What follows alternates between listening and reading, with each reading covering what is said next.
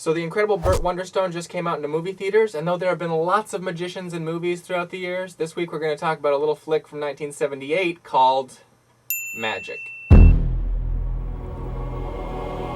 Now, Magic is a good movie to have in your wheelhouse just because of how many amazing people were involved in making it. First and foremost, it was written by one of the greatest screenwriters of all time, William Goldman. Dude wrote the screenplay based on his own novel. Same thing he did for a little movie we like to call The Princess Bride. He wrote the book and the movie, and both are great. And then Magic was directed by a dude named Richard Attenborough. Most people know him as an actor. Welcome to Jurassic Park.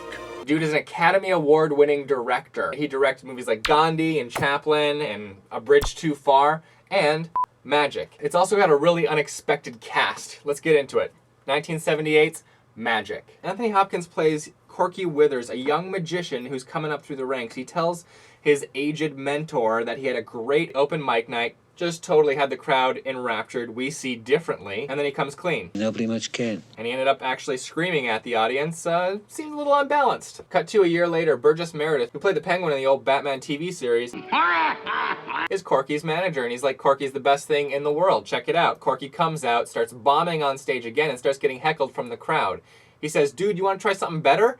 I was like, yeah, just give me a chance. So he goes out to find the guy, comes back with Fats. Fats is a foul-mouthed ventriloquist dummy that acts as his misdirection during his magic shows. I got me maybe the best magician in 50 years, teamed with the first X-rated dummy on the block. A couple years down the road, NBC wants to offer Corky his very own show, but one of the things that they need to do for insurance purposes before signing him to this agreement is for him to have a medical examination. He refuses. He freaks out, heads to the country. He visits his old house, visits a graveyard, and then rents a place on the lake from Anne Margaret. Bye, bye, birdie. Corky's unpacking Fats and he's all, she didn't remember me from back in the day. And then we see Peg up in her room looking through a yearbook, and she's like, oh, he didn't remember me. 2 seconds later, they realize that they remembered each other, and she's been following his career, and she's enchanted by the fact that he has this creepy-looking ventriloquist dummy. So they have dinner together, and they're really hitting it off, and she talks about how she's married, and they've had troubles on and off, and whatever, and Corky's like, oh, okay. And then he goes back to his cabin by the lake on her property, starts apparently getting the 3rd degree from Fats, even though Fats' mouth doesn't move or anything, you know, Hopkins is doing the voice, and Fats is all like, so when are we gonna leave? And Hopkins is like, a few days, don't worry about it. Peg and Corky keep hanging out. Corky's like, we're gonna try this old telepathy card trick that my mentor used to do with his wife. So they go through the motions, and the card trick doesn't work out, and Hopkins goes crazy and starts yelling at her. He's like, we're gonna do the trick again, it's gonna work, it's gonna work. We're gonna telepathically communicate, it's gonna work, all right? And then they sit down and they go through all the motions again, very frantically this time, and Hopkins guesses the card, and she's all enchanted by it. Boom, falls into bed with him. When Corky gets back to his cabin, Fats is all like, I miss the city, I wanna go home. Corky and Fats get to arguing like hardcore, and then all of a sudden he turns around and boom, there's Burgess Meredith. He's been watching him the whole time. How long you been like this, kid? Corky is freaking out. He pulls the old, I was rehearsing for a play maneuver. I was rehearsing my act. How do you think, you think I make it up on the spot? That was all rehearsal. Wasn't it great? Well, you were totally convinced, right? Right? But Burgess Meredith doesn't buy that act. He's like, all right, Corky, look, here's the deal. I think you have a problem. You can prove you don't have a problem by setting Fats down and not having him talk for 5 minutes. And Corky's like, 5 minutes? No problem, let's do it. They sit there, but Corky can't do it. He makes like 2.5 minutes, and he picks up Fats and goes crazy. So Burgess Meredith storms out. Corky and Fats conspire, and then we all see the first bludgeoning with a ventriloquist dummy scene that we've ever seen. However, during the bludgeon murder of his manager, he injures Fats' head. And he takes him back to the cabin and bandages him up. And there's this really weird, tender scene where Fats talks in this very hurt little voice. Is that better? I guess. And you actually start to feel a little bad for him at that point, which is weird because he's kind of like, he's a ventriloquist dummy. That's all you need to really say. And Corky gets rid of the body in the lake. The next day, Peg comes over and is like, my husband came home and he's all suspicious, so why don't you come have breakfast? Corky brings Fats to breakfast and entertains him like crazy, and everything's all good. So while Peg's husband Duke goes out to close up some of the cabins, he comes across Burgess Meredith's Rolls Royce sitting there. And he's like, what is this? And Corky's like, oh, it must be my manager's. He must be looking for me or something. I kind of ran away from the city is all I was trying to hide. I'll call and talk to him. And he pretends to talk to him on the phone so that they're all like, oh, okay, everything's fine. I guess he just left his car stuck in the mud, got a ride back to the city, and forgot about it.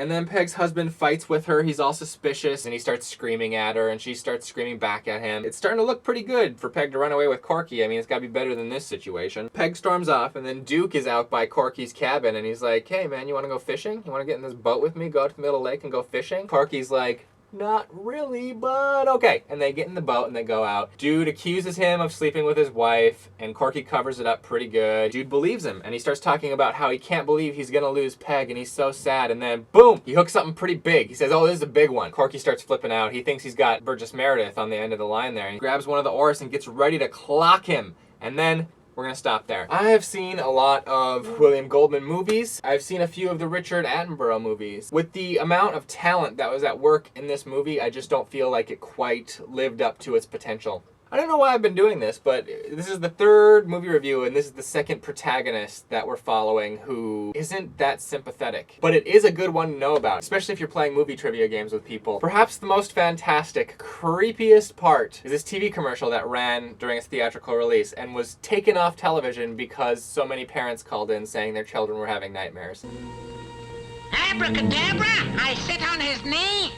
Presto, changeo, and now he is me.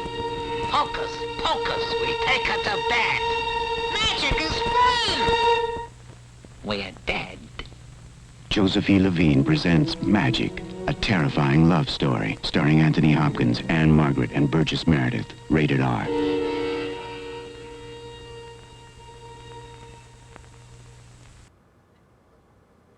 What? Great creepy spot. The best news of the week is that the Veronica Mars movie kickstarted its way to a green light. The movie's finally gonna happen. It started a Kickstarter campaign for $2 million, got it in like a day. They're still raising money. I'm donating as much as I can to it. Right here is their Kickstarter campaign. Over here is a link to the Veronica Mars movie YouTube page. Check them out. Let's find out what happens with Corky, Duke, Peg, and Fats. Corky's holding the oar, getting ready to brain him. Oh, it's a tree branch. He tries to play it off, being like, oh, okay, like he sits back down, everything's okay. All for naught. Burgess Meredith's body is just laying on the shore there. They row over there real quick. Duke is like, is this your manager? Corky's like, no, I've never seen him before. Duke is like, call the hospital, maybe he can still be saved. Corky takes off, go call the hospital. Duke uses the distraction of this dead body as a chance to snoop around in Corky's cabin. He finds Burgess Meredith's ID and he's like, oh, I knew it! Fats pops a switchblade and stabs him. Yup. Duke dies. And Fats is all like, out pops a sweaty Anthony Hopkins. You know, he was back there operating Fats the whole time. And Peg is outside and she's like, oh, I'm ready to run away with you as soon as Duke comes home. I owe him an explanation, but after that, let's get out of Dodge. And Corky's like, oh, okay, yeah, let's, I'll pack up. You pack up too. We'll wait for him. Corky starts packing up his bag and he's like, Fats, look, I kind of want to be alone with Peg, and so you're not going to come with us on this trip. Peg comes out of the cabin. Corky's talking about wanting to leave already, and she says no, she has to wait for Duke. She can't just leave like that. And that's when Fats tells her that Corky always uses a telepathy card trick to get ladies into bed.